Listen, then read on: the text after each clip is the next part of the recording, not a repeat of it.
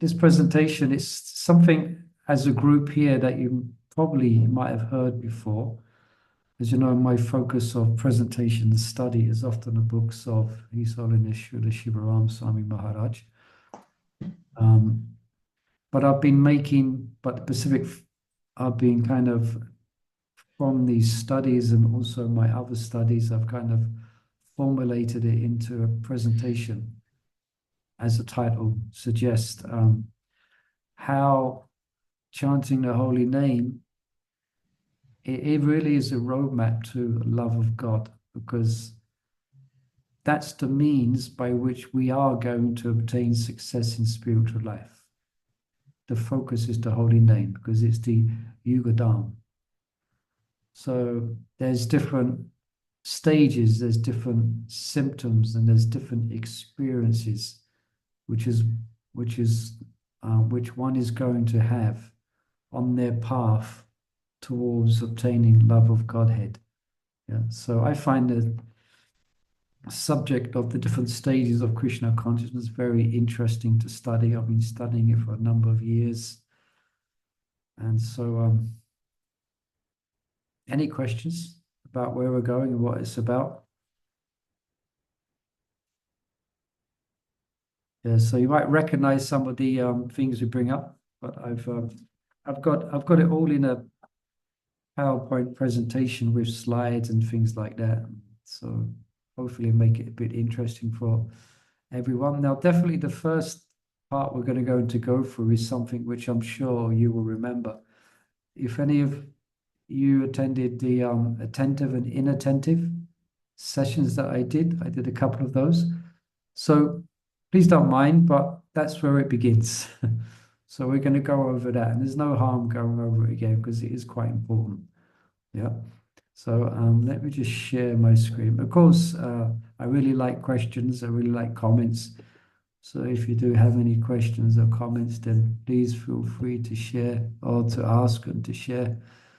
1 second, doing some portion of screen. Share.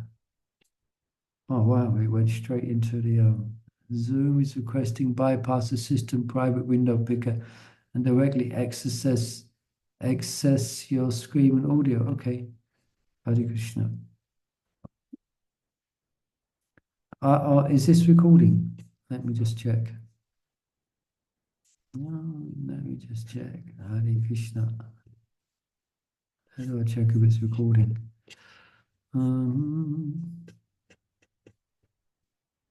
1 second, let me stop share.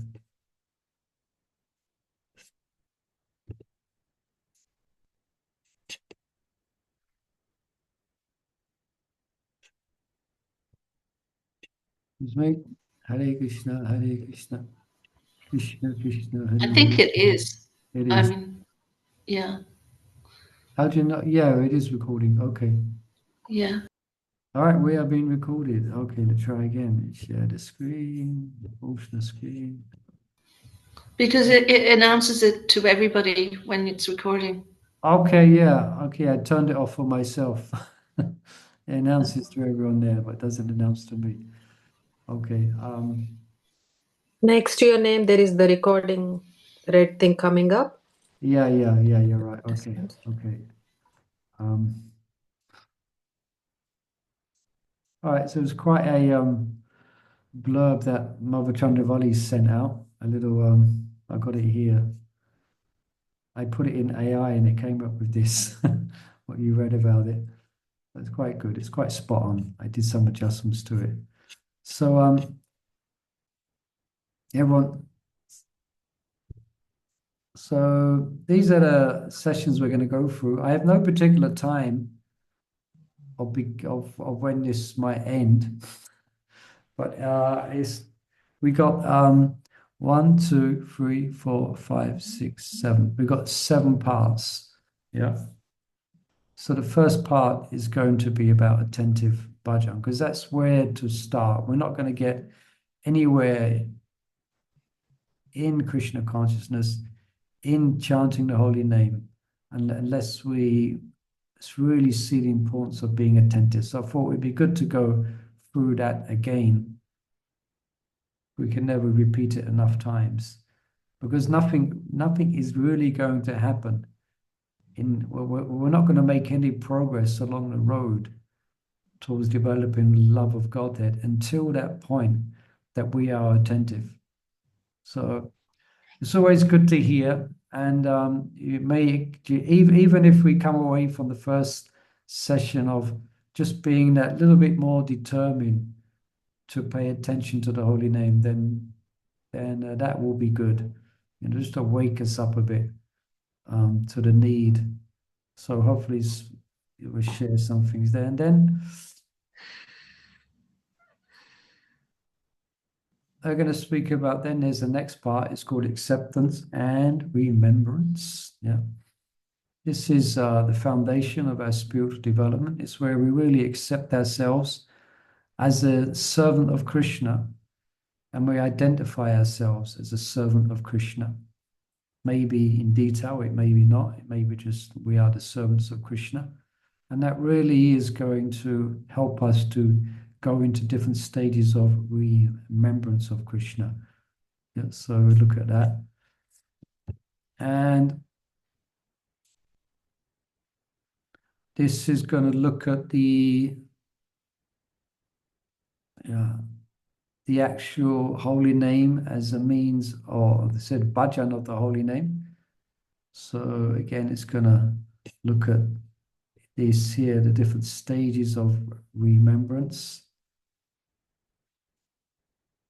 Yeah, where the different, we should be experiencing something different when we first chant the holy name. In 5 years, there should be a different experience. 6 years, there should be another experience. 10 years, there should be a deeper experience. 15 years, there should be another experience. 20, 25 years, 30 years, 35 years, then we should be experiencing different stages of absorption in Krishna. So we're going to look at those different stages, and what they are. So give us something to aspire for. And then when one achieves success in these stages, then one achieves the stage of remembrance, which is the last stage, which is here, which is attaining trance, otherwise known as samadhi. Now, this samadhi doesn't mean, when a devotee is in samadhi, it doesn't mean that he or she is walking around in a trance all day and is not aware of anything external. No, it just means when they sit down to chant japa, when they sit down to do their bhajan, they are in trance. They are absorbed in the holy name. So we're going to look at that. And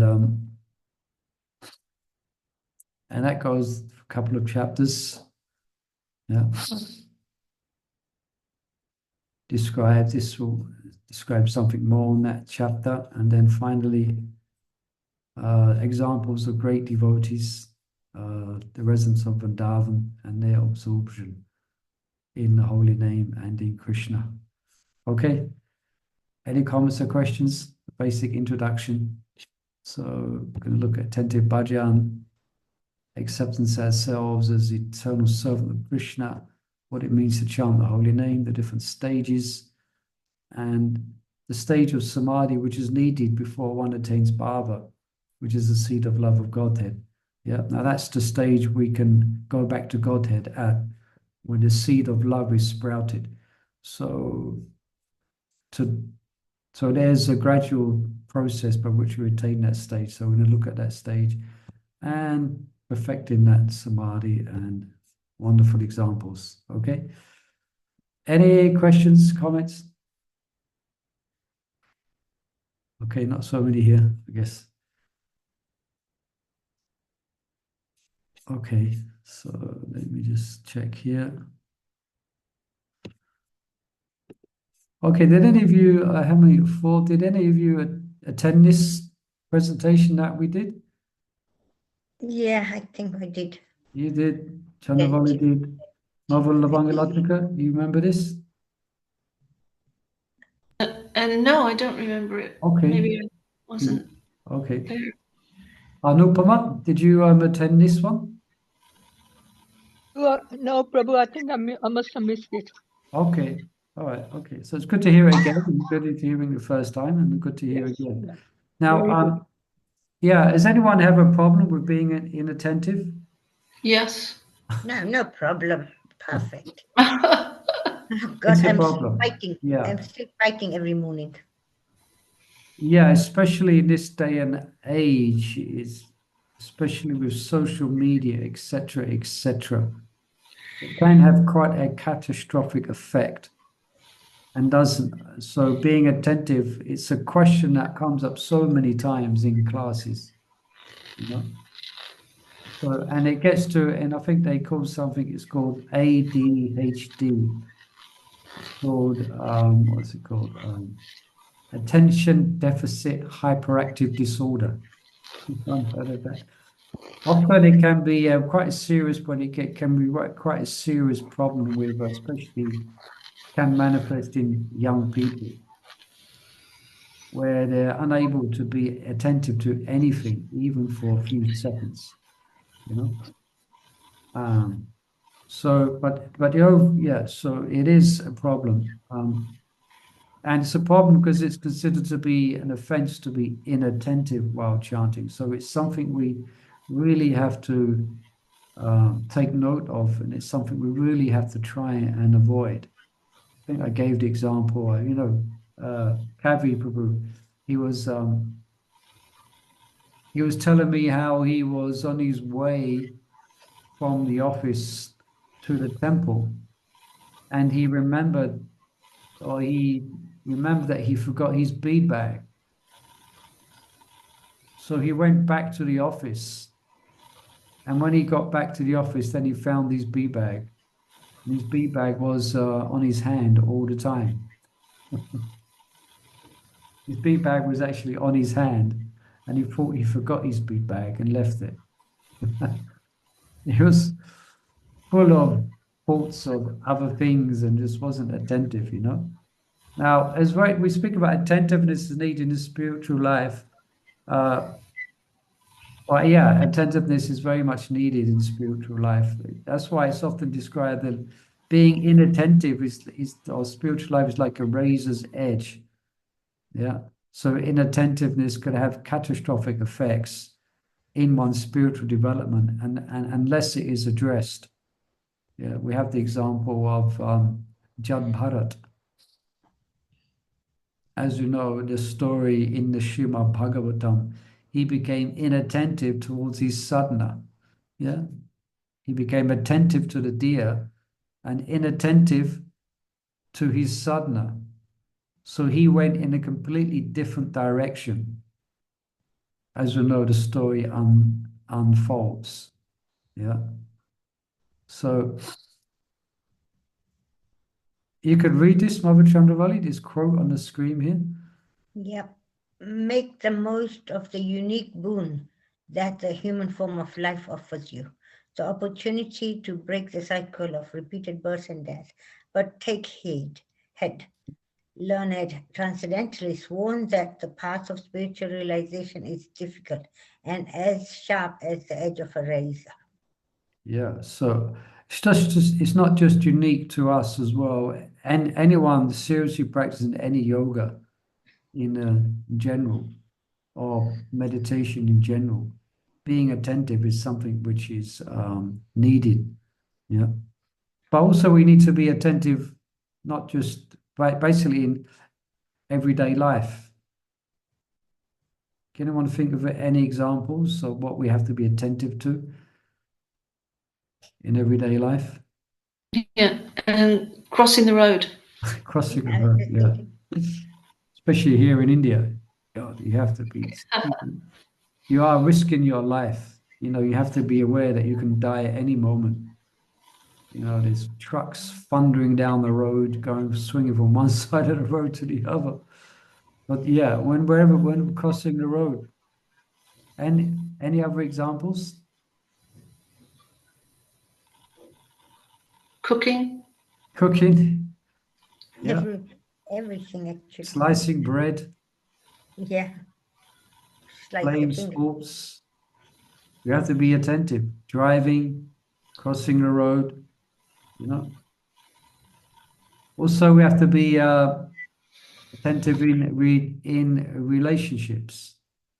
Yeah, if we're inattentive, then it might be cause difficulty in a relationship. So the same in bhakti, we have to be attentive. Yeah, because this will ensure that we're successful in our sadhana. We want to be successful in our sadhana and establishing a relationship with Krishna. Just like if we're inattentive in relationships, so we have to be attentive to the relationship with Krishna. Yeah. So if we're not attentive during kirtan, during Srimad Bhagavatam class, then we might be saying that we're not interested in the Yuga Dharma.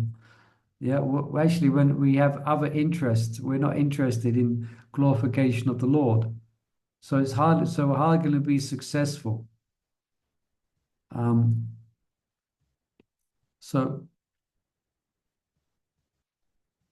just like if so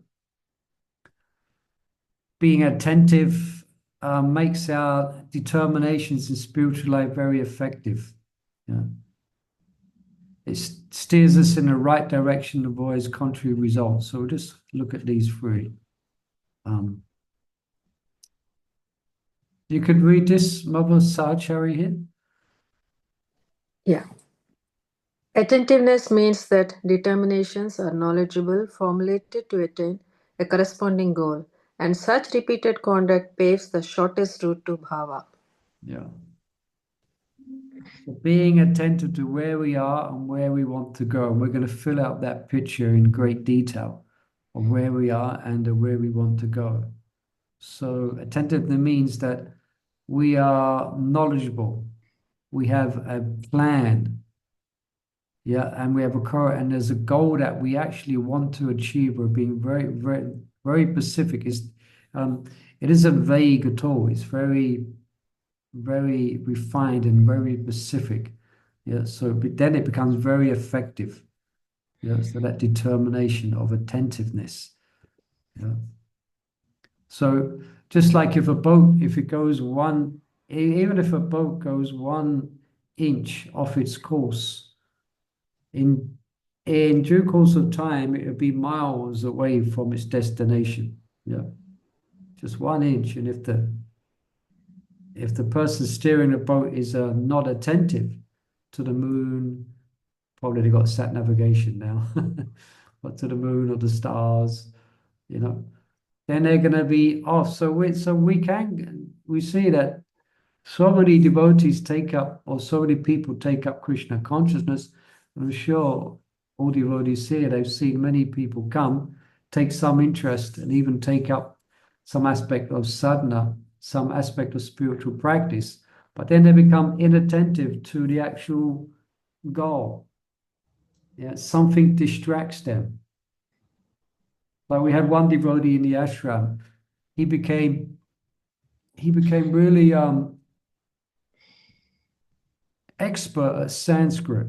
He had a mind where he began to read and study Sanskrit, and he was studying Sanskrit, and in the mirror in the ashram he had Sanskrit grammar, and he went, he just joined. He hadn't come across Sanskrit before, and he became really absorbed in Sanskrit to the stage where he learned Sanskrit so well that he went and became part of the school in Govardhan, where they translate for the BBT sacred texts into English. He actually became one of their team.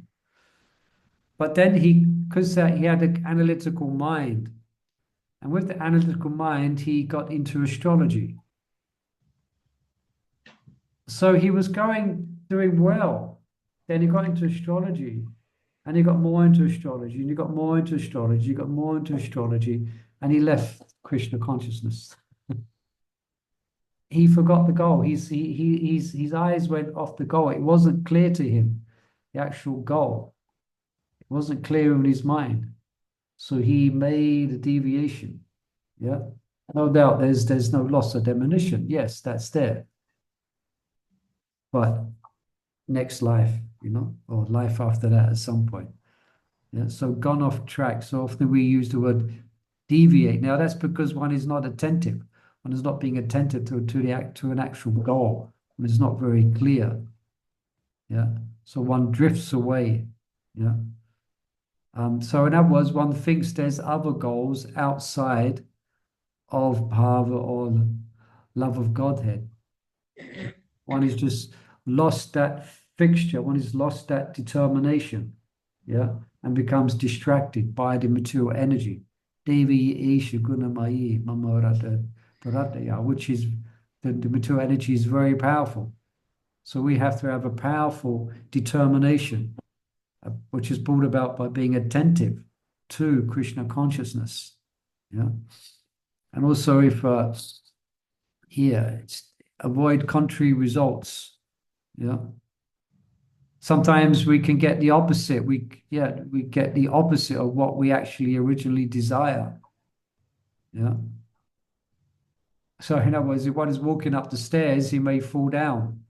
Yeah. So misplaced effort. So if one is not attentive, one may get a result which is different than what is expected. Yeah. So this is a story from the Srimad Bhagavatam. This picture here. This is Vritasura. And the story is that Indra did a yagna, hoping that he would, what was it? Yeah, with a goal of no. Vritasura was conceived. There was someone wanted to kill Indra. Who was that wanted to kill Indra? You don't remember? Anyway, someone wanted to kill Indra. And he did a yagna. But because one was inattentive, the priest was inattentive, then instead of a demon that would kill Indra, he got a demon that would be killed by Indra. And that's Vritasura. In his last life, he was Marj Chitraketu. That's the whole story, yeah, in of itself. But again, it's an example of being inattentive. Yeah, so he got contrary results. Yeah. Hare Krishna, welcome. So someone coming. Welcome, Avaraj Kishore. Hare Krishna. Hare Krishna. Hare Krishna. Gaura. All right. So I don't know if you, Avaraj Kishore, did you attend the sessions we did on attentive and inattentive bhajan some time ago? No, I didn't even know there was one. Okay, yeah, it's some time ago. So we've done a recording, so I won't go through the whole introduction again. So, but we're just speaking about the first stage to start if we want to move forward on the map of love of Godhead. We're going to move forward to that degree we are attentive to chanting the holy name. So this is the first thing we're highlighting. Yeah. The first thing that we need to clear up, that we need to have determination to actually be attentive. Yeah. And then the map of the holy name will then make itself, it will manifest. Yeah. And at different stages, we will feel we're making progress. Yeah. So that's why we're highlighting the first presentation is about the importance of being attentive,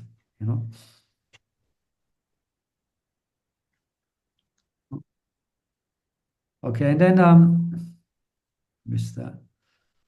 Now there's some words in Sanskrit which describe being attentive. Okay, now or the need for attention. So we're going to go through them here. Yeah. Now this one we're singing it every morning. Shri Guru Charana Padma Kevala Bhakati Satma Vando Mori Savadana Mate. So Savadana, it means Savadana. Please, here it's mentioned. Yeah. So this is mentioned by Parikshit Maharaj. And remember, did we finish Brihat Bhagavatamrita? We didn't, did we? No. Waiting for you to come back. That's We still need to finish that. anyway. Yeah, we should finish it. All right. Also, the prayers to the Bhagavatam. We didn't finish that. Anyway, let's finish this this presentation. So, welcome, Mother Gayatri. Hare Krishna. You can pick Hare up. Krishna Prabhu, we miss Hare you so Krishna. much.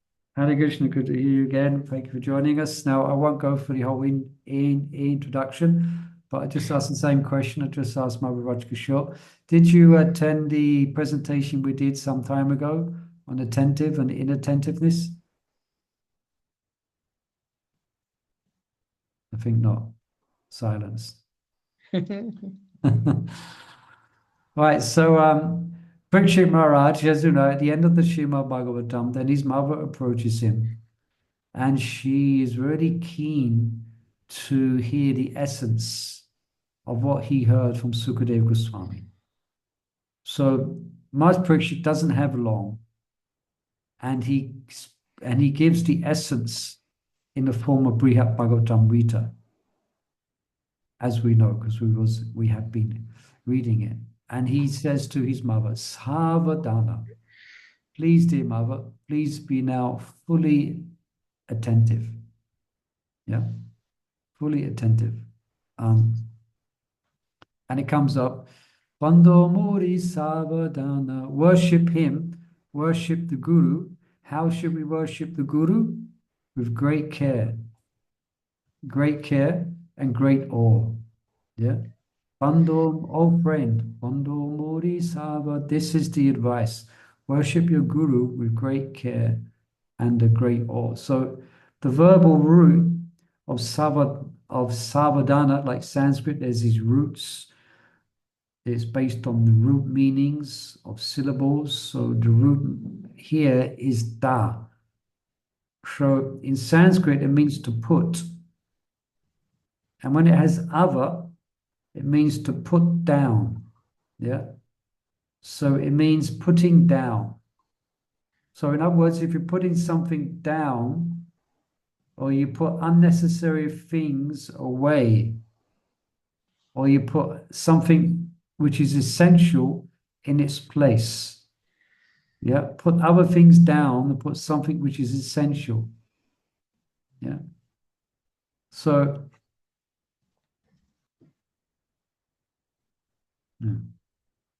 yeah, I was giving this sharing this with one friend as well, and he mentioned this saying he heard: when we work, you should work.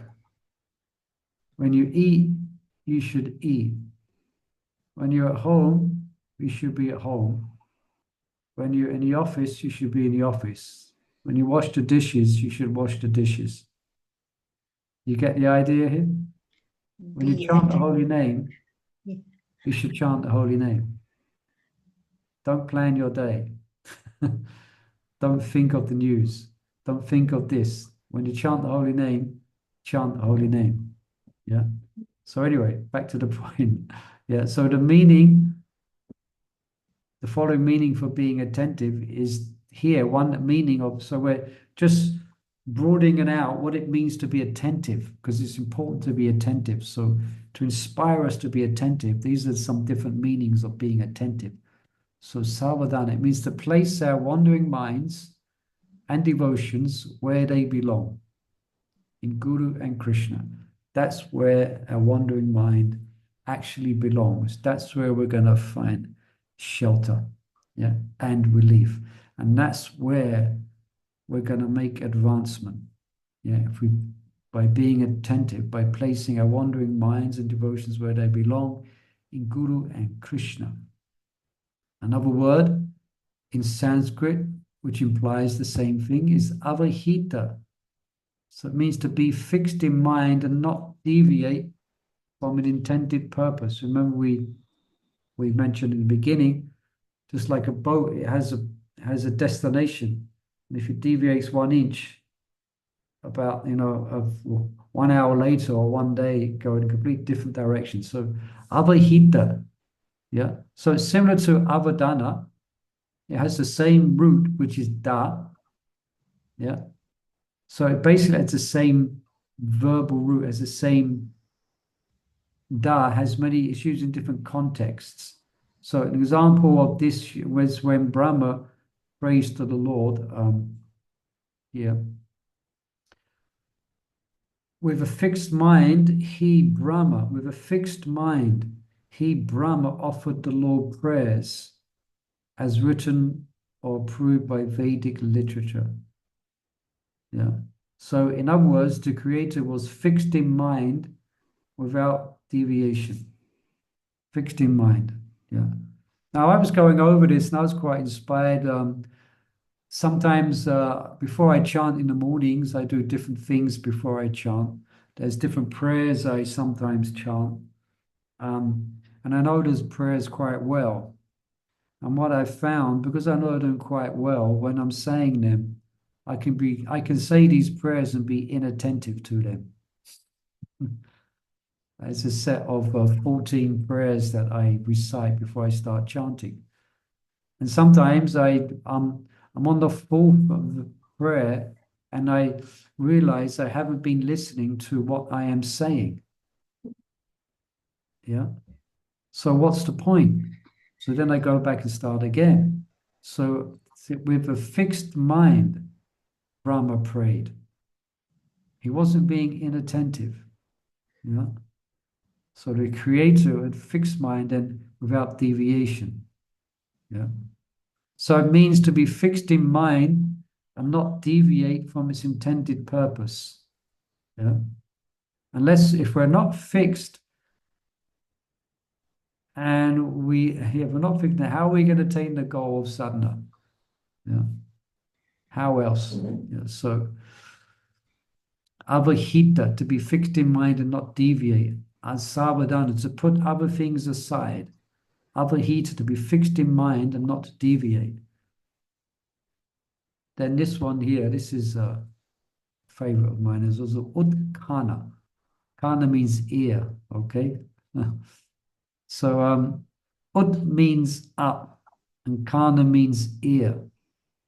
I remember mentioning this before. Utkana. So it means perking up your ears. Yeah. Just like if you overhear a conversation and your name is mentioned. Perk up your ears. I mean, I know when, for instance, when my spiritual master is giving class, and my ears utkana, my ears are open. It should be like that for everyone giving Bhagavatam class. Utkana. So although I go like this, but it's a mental thing. You can choose to hear, you can choose not to hear. Sometimes it's quite subtle. You ever been sitting in a class and you've chosen not to hear? Like sometimes in the morning, samsara dava nadadida. Now I can choose to hear that. I can choose to meditate upon the meaning of it, or I cannot.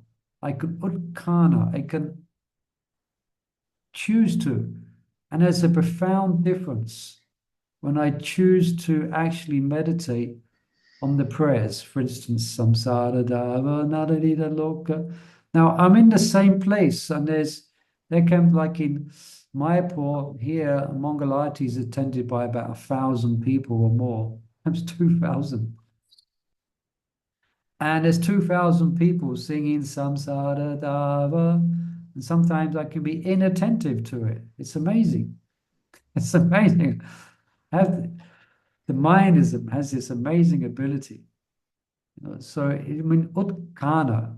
So here's a nice example that's given here. This is from, I think it's from Lalita Bhadava. I have to find a quote exactly. Again, he listens with rapt attention, perking up his ears.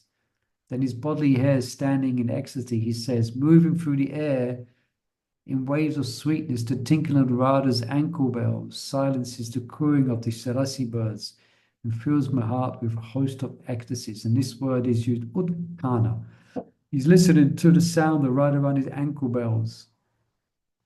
They're perking up the ears. Right, it's another meaning. So we have savadana, putting everything else aside. Avahita, not deviating from its intended purpose. Utkana, perking up your ears. Yeah, and there's more here. Apramata. So this is means not intoxicated or mad. All right. So literally it means not intoxicated. Now it's the so in other words, if one is not fixed in devotional service, if one is not fixed and attentive, he is captured and distracted by the Lord's illusory potency. Apramata. So one's considered to be mad, to be distracted by the illusory potency of the Lord. Apramata. All right, so we're being mad if we're not attentive to the holy name. We're in, yeah, so it's taking the opposite meaning. So apramata means not intoxicated or not mad, which means the opposite. If we are inattentive, then one is intoxicated or mad. Another one here, samhita. Yeah. So we heard this word before. It means to collect. You have the Brahma Samhita. It actually means to collect thoughts, to concentrate the mind in meditation. Yeah. So it means bringing together an assembly of things like Brahma Samhita. He brought together wonderful glorification of the Lord. Yeah. So it means to bring one's faculties into one place. So that one place for us is sadhana. Now, when we add the word susamhita, it amplifies attentiveness both in its intensity. It amplifies it in its intensity. So it kind of makes it clear that attentiveness, concentration of the mind and senses, it has a qualitative and quantitative gradations. Yeah. I mean, how attentive can we be to the holy name? Yeah. And as we're here later, devotees can get lost in the holy name, lost in the positive sense. They're so attentive that they actually lose awareness of everything external. It's one of the symptoms of samadhi, that when a devotee is in samadhi, in trance, in chanting the holy name, they forget what room they're in, they forget where they are, what time of day it is, because so absorbed, And attendrita. So this means the opposite of being lazy, yeah, or tired, yeah. So this is, yeah, so it's a foundation of attentiveness is not to be tired, is to be well rested, because that obviously is a big obstacle. How can we be attentive if we're very tired and the tendency to fall asleep? Yeah. So this is from Raj Kishore. You could read this here. Because of my vow, on the verge of death, I have given up even drinking water. Yet, because I am drinking the nectar of topics about Krishna, which is flowing from the lotus mouth of your lordship, my hunger and thirst, which are extremely difficult to bear, cannot hinder me. Yeah, so Maharaj Parikshit was not falling asleep when it was causing, he even forgot eating, he forgot sleeping, he was so absorbed in that sound vibration that was coming from Sukadev Goswami. He forgot his bodily demands. Yeah. So therefore, this is a summary. Attentiveness in devotion means to fix the mind without deviation on the goal. So here where it's in the context of chanting, the goal of obtaining bhava. Also in everything we do in our devotional activity, actually. This attentiveness entails carefully hearing from saints and making the instructions of Guru and Gaurangas one's life. And continuing here. Someone could read this here. This is definition of sadhana. Mabula Bangalatika, you can read here. Yeah, it's got something over the top. I can see through. Yeah. Let me move it. Yeah, right. Okay, let me get rid of some. Okay. Thank you. Go ahead. By investing all his faculties in the process of sadhana without lassitude, a practitioner regains his spiritual sanity. Then by the strength generated from Nam Sankirtan and Srimad Bhagavatam, he systematically plumbs the depths of Smarana to reach the state of Krishna consciousness, where, among other things, he is free from all bodily demands, such as weariness. That is the way of attentive sadhana. Right. So that's where we begin. Yeah. To make progress on the path of developing love and affection for Krishna by chanting the holy names, we have to do some homework. Yeah, we have to make the effort to be attentive. So hopefully some of these definitions are inspiring us in the importance of being attentive. We gave different definitions: savadhana, avahita, utkana, apramata, samhita, yeah, to collect one's thoughts and minds, and atatendriya, not to be lazy, not to be tired. So all these, good to keep in mind. This is a definition of the type of sadhana by which one can be progressive in spiritual life. Yeah. And then we're going to any questions or comments? I was just thinking, like you say, when you want to start chanting first thing in the morning, yes, you doing prayers, you make your mind up, right? I'm going to be really attentive, and you really try and focus, even kind of see the mantra and everything. Even then, you keep going in and out, in and out. Even if you make your mind up to be really attentive. I don't know. Is it me? No, as we will see in, no, it's not just you. Yes, no, we can all relate to that. Now that's why I found this study very interesting, as later we will, the different parts in this study, there's one specifically part where we're addressing that. There's different stages of smaran, different stages of remembrance. And that is the first stages, is where we're attentive for a few seconds, then we're inattentive, then we're attentive, then we're inattentive, then we're attentive, then we're inattentive. Now, especially when we first start chanting the holy name, it's normally like a war. So I won't go, just summarizing here. But then as we progress and get purified, as the heart becomes purified, we gain the adhikar and quality to go deeper and to hold our mind upon the sound vibration. But still, because it's not a stage of perfection, still there may be distraction at some point. But one hopefully can experience in one's bhajan that they're making some progress and are able to stay absorbed in the holy name for longer periods of time. Yeah.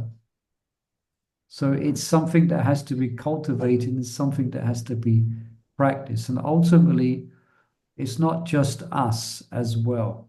We're not yogis. Krishna is seeing our plight.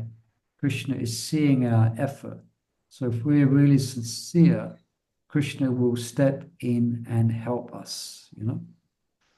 But the point is, we have to, it's a good question to ask from the point of view that we are feeling that we need to improve, that we want to be attentive. So in answer to your question, Robert John, Yes, that's just a natural stage on the path of bhajan. It's the first stages of bhajan. Yeah. But as I'm sure you have experience of the years of chanting, that you have made some progress. We can make a lot more progress. So this is a roadmap, the holy name as a roadmap to a love of God.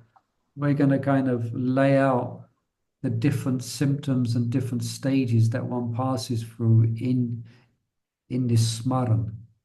Yeah. So that's the first stage. Anyone doing yoga or meditation, the first thing they conclude is how distracted they are. So then the work starts. It's just like when you decide to clean a room, then once you start cleaning it, then you find out how dirty it really is. And you think, oh, perhaps I wish I hadn't started this. So these are the first stages of smaran, the first stages of learning, or the first stages to be able to qualify ourselves later, is to coming to terms and then hearing these definitions of attentiveness, what it actually means, can actually help us. So did that answer your question, Ravichandra? Well, I'm just saying, yes, it's a common question we have, and we will improve, and we're going to lay out the details of the different stages to actually help us improve in being attentive, Yeah, because you like when you do start chanting, or when you are going to start chanting, you're happy, you want to do it, and you really, wow, peaceful, nice, everything's nice, yet the mind goes, and we have to bring it back. And, Yeah. I mean, it's not that you against, no, you have to get up. No, it's not like that. It's you want to, you really want to. Yeah. Now that's a stage where things kind of gets to a point where it kind of gets to a position where the switch flicks the other way. Because when you made the statement, oh, it's nice, that's ruchi.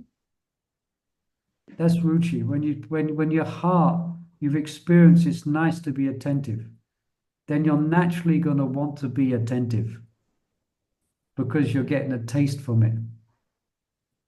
That's called ruchi. Yeah, that's what. Then you're self-propelled. You want to experience that every day. You want to experience it every time you sit down to chant japa. That means that's a ruchi. You've had some degree of ruchi. So you're gonna feel you spontaneously want that. So that's good. Just that term. Oh, it's nice. Oh, it's nice. That means ruchi. Yeah. And that's really when there's some taste there, then things really start happening. Because you're self-propelled. You're self-motivated. Yeah. Okay? Yep. Yeah.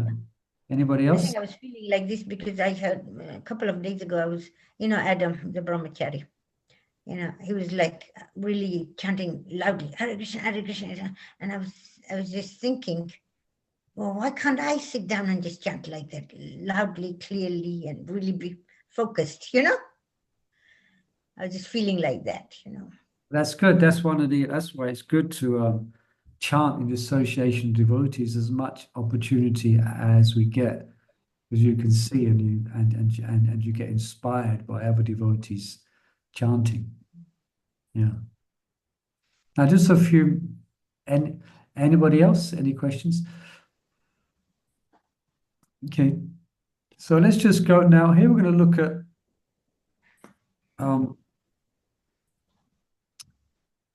being here in. Now, this is another word. What we're looking at here is another word for being attentive. It's called ekagra, ekagra, and this is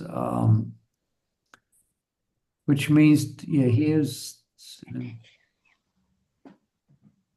ekagrata. Let me just change it. Ekagrata. Okay, that's better. Okay. Now, this is a qualification for a yogi, a bhakti yogi, as well. Ekagrata. Yeah, the yogi should then sit, 6th chapter, Bhagavad Gita, and practice yoga to purify the heart by controlling his mind, senses, and activities and fixing the mind on one point. Ekagram. Yeah. So also at the end of Bhagavad Gita, Krishna asks Arjuna, have you heard with an attentive mind? Ekagrana. He's asking Arjuna, have you been attentive? Yeah. So there's a verse from the Brahma Sutra here, just have it in the notes. It emphasizes the stature or the importance of ekagrata. Yeah. So this is for meditation. This is the overriding requirement. Ekagrata, which means we're single-pointed attention, just like this is Arjuna here. This is what we should be in when it comes to our sadhana. Yeah, the arrow is love of God. Yeah, so Arjuna here is being very attentive. Yeah, so we have to be the same. Ekagrata, single-pointed attention. Yeah.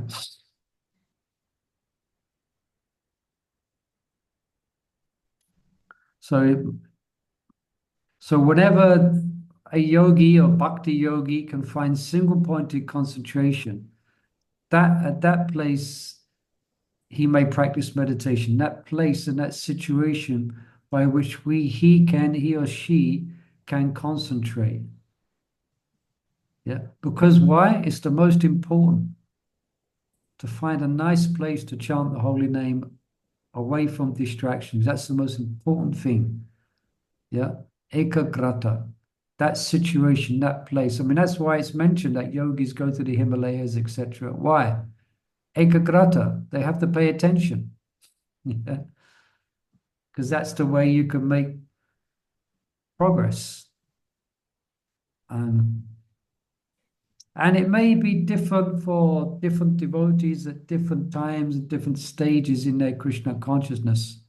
You know, I think I mentioned this before, but presently, me for chanting many years ago, a good few years ago here in Mayapur, I would be in a temple room chanting. But now I find I can't concentrate there. The announcements go on for 45 minutes. There's people walking all different directions, etc. So I come back to the apartment here and I chant the holy name. And then I go back in, you know. So I find it not in a quiet. So that's better for me presently. Yeah. So could say, so being in a holy place is very important for practicing Krishna consciousness. Yes, but but the overriding factor is the one of where we can be attentive. That is most important. If you could be more attentive in Tooting than you can in a temple room in Mayapur, better stay in a bedsit in Tooting and chant the holy name. Because that's the most important thing. Of course, the Holy Dharma is very inspiring in other ways. Yeah. So ekagrata means in other words, in whatever direction, place, or time, the mind finds single-pointed concentration, ekagra. In that direction, place, or time, one should worship Lord Hari. Right? In whatever place, direction, or time, with devotees, in the temple room, in front of Tulsi, in front of the deities, in front of your altar, the phone put away, etc. Yeah, because that's the most very important for our bhajan. Yeah, so one should seek that place and situation, ekagrata. Yeah. So I'll just read here. One should seek a place, time, situation, and sensory environment where the mind becomes peaceful and cheerful. All right, read that again. One should seek a place, time, situation, and sensory environment where the mind becomes peaceful and cheerful. Yeah. Other than that, there are no specific instructions regulating place, time, situation, and sensory environment may be chosen to facilitate a peaceful, cheerful mood. Yeah, so, any comments or questions on this so far?